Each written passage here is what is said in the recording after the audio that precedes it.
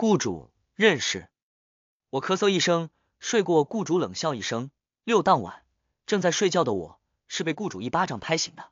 他压住我，你什么时候跟他有一腿的？我呆滞的看看江毅，再低头看看我自己。可恶，我这喜欢一裹睡的毛病，果然应该早点改改。不是，你是我的雇主啊，那我只要干好你给的活，那不就完了？你管我跟谁有一腿干嘛？你知道他是谁？他是我哥，陆成远。我呆了一瞬，表哥，不好意思，亲哥。他说到这儿，他的脸色更加难看了一些，似乎是提到什么令人嫌恶的东西般。他皱了皱眉，五官都显得凌厉起来。亲哥，一个姓陆，一个姓江，老子看不出来你们自己的关系，不是很正常吗？我无语凝噎的看着他。可是我和他有一腿的事是过去的既定事实，这样如果你是对你哥因爱生恨，以至于想要牵连我的话，那还是退单。我的话还没说完，他就一把掐住我的脸。因爱生恨，少恶心我了，叶直。那我明白告诉你好了，老子想睡你很久了。TMD 怎么叫那个姓陆的抢了先？哦，原来是这样。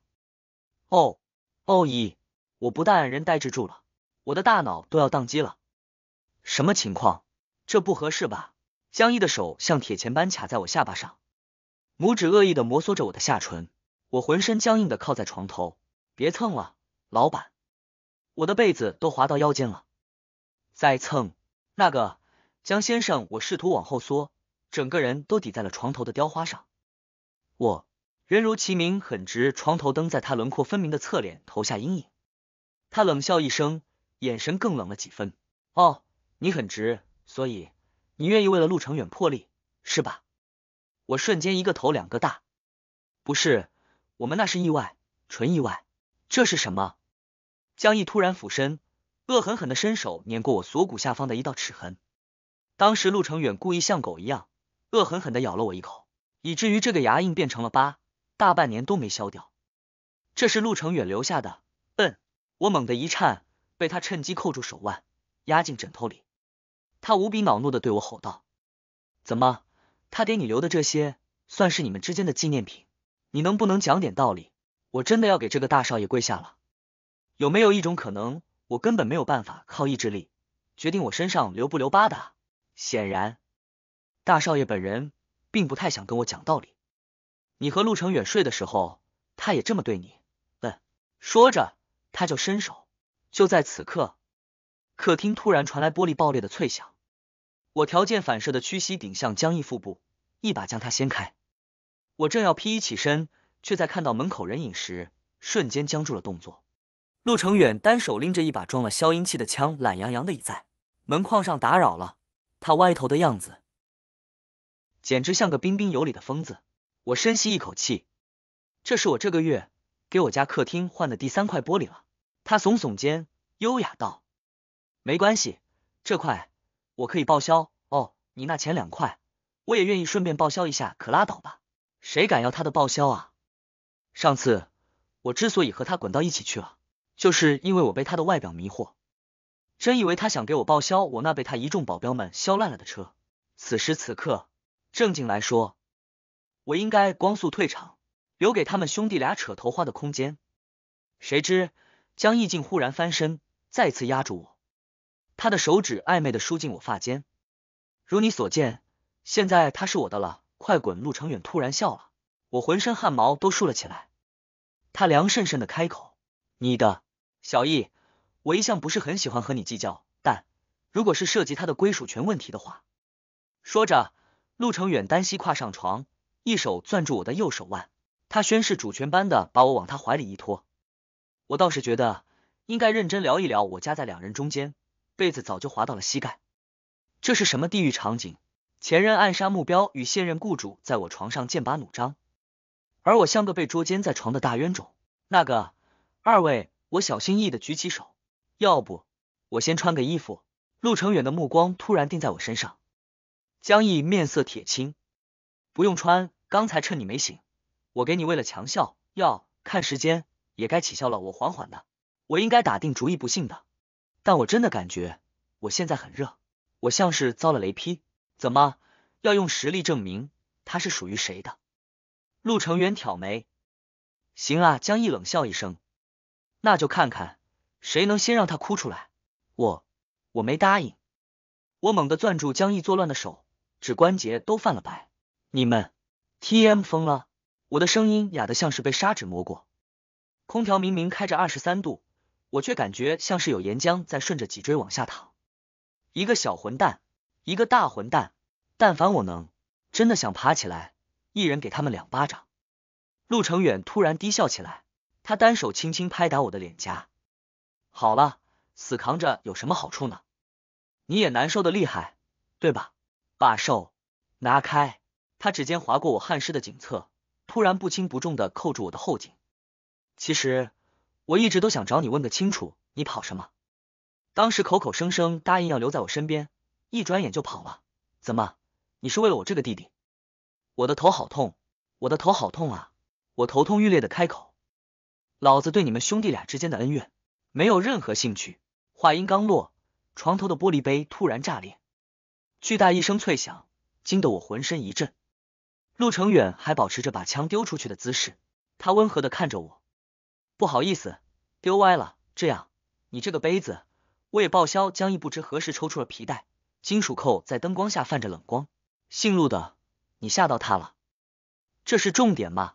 不愧是兄弟俩，这个抓重点的能力，还真像是打一个娘胎里面出来的。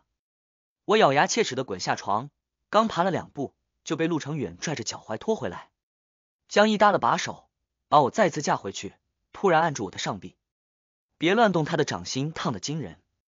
药效发作时，你如果强行乱动，可能导致血管爆裂，我信你个鬼！老子当年吞了组织3倍剂量的土针剂都没。陆成远突然扳过我的下巴，我建议你最好还是信他，我们家族的制药产业全是他一手把控，这方面他说不定还真没骗你。所以我焦躁的重重一呼吸，控制不住的攀上他们的脊背。所以你现在可以开始思考，你到底更想要被谁给弄哭了？他们俩争得开心，完全忘了还有一种可能性，那就是我被同时弄哭了。现在我左边一个，右边一个，俩人如同左右护法一样，完全没有离开的意思。我花8000万买我的命。陆成远一手无意识的抚摸我的头发，一边不满地冷笑。怎么，江毅，在你心里我就值这么点？还是说你就抠门到只舍得给叶芷这点报酬？我弱弱抬手，啊，其实他开的这个价我觉得很丰厚了。陆成远紧接着就是一记眼刀，出息要出息有屁用？出息如我，还不是被他们俩兄弟当霓虹人整？江毅嗤笑一声，就你5毛钱都不值，我出8000万，单纯就是给他的精神损失费，要对着你这张脸下手，实在是太恶心人了。我继续弱弱举手，其实我觉得你俩挺配的，不然你们就高抬贵手，放过我这个无辜路人，你们凑合凑合。我的话还没说完，陆成远就一脸你想挨揍吗的表情。宝贝，放下我跟他的那些恩怨不说，我跟他撞号好致命的问题，瞬间给我噎回去了。没办法，我就只能如此噎着，听他们你一言我一语的吵。别说他们豪门的恩怨，就是瓜多，我本来想当个睡前背景音听听算了，没想到给我越听越精神了。我顶着一张兴味盎然的脸，吃着他们的陈年恩怨，这你们不打起来的啊？卧槽，这能忍？太过分了，简直太过分了！还有吗？还有别的事儿吗？如此一宿，劳心劳神劳身劳肾，这就直接导致我本来打算趁他们睡着跑路的，可是直到我精疲力尽沉沉睡去时，他们还神采奕奕的。到底谁是靠体力吃饭的杀手啊？两位少爷。一觉醒来，我天塌了，不是，你们不是看对方一眼都嫌恶心吗？怎么都赖在我这儿了？我顶着一张懵逼的脸，看着这两位少爷完全不带一点羞惭之色，非常坦然的在我家住下的模样，我是真的傻了。醒了，陆成远笑眯眯的一回头，看看我给你新换的玻璃，怎么样？江毅翻了个白眼，换玻璃，你换的明白吗？还得看我这块，看看这个做工，这个雕花，这个，你们，我气得手指发抖。我环着指了一圈，指着那些几乎要把我客厅占满的各式物件。这是我家，不是你们的仓库。陆程远冲我露出那种让人牙痒的优雅微笑。这是礼物，都很配你，配你大爷！我在心里骂了句脏话，突然意识到更严重的问题。你们该不会要长期驻扎在我这儿吧？江毅冷哼一声，怎么不欢迎金主？金你！我的话还没说完，就猛地噤声，因为陆程远突然从背后环住我的腰，下巴搁在我肩上。昨晚是谁哭着说喜欢喜欢，很喜欢，你们想怎么样就怎么样？闭嘴！我手忙脚乱的去捂他的嘴，却被江毅趁机拽进怀里。两个身高超过1.85米的男人把我夹在中间，显得我活像块夹心饼干。你们豪门兄弟戏强的戏码，能不能别拿我当战场？陆程远低笑出声，错了，宝贝，你现在可不是什么战场，而是我们的停战协议。我绝望的望向天花板，这就停战了，也就是说，我既要被他们俩混合双打，又没得瓜吃了。我眼前一黑，瞬间栽倒下去。后来，我渐渐发现，他们的停战是选择性停战，大事小情上，他们还是势同水火。江你海鲜过敏，点什么鱼片粥？不准吃！陆程远收走我的手机，他反手甩给我一个钱夹，看看有什么别的好吃的，自己换又想偷摸出去接单。我们还没穷到得让你出去卖命换钱的地步。江毅白眼一翻，反手丢给我几张黑卡。我左手钱包，右手黑卡，咬牙切齿，你们是不是有病？陆程远微笑，病得不轻。晚期江毅冷笑，没救了，等死吧！那我能申请换个星球生活吗？两人异口同声，不准管他们准不准，我直接跑路。可是下一秒，我的逃跑计划再次泡汤。陆程远拎着我的后衣领子，把我拽进怀里。乖，今晚想哭几次？